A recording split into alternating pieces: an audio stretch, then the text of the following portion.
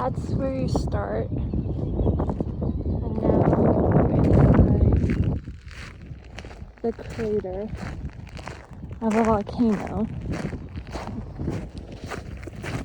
And they put cairns out so you can hike back to the rim in a safe manner. Now we're inside a crater and one of the world's active volcano. It's the #1 active volcano on the Big Island.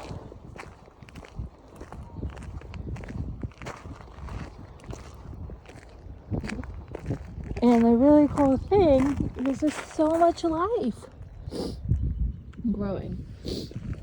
Plants, trees. This was once filled with a lake of lava. And you have growth now.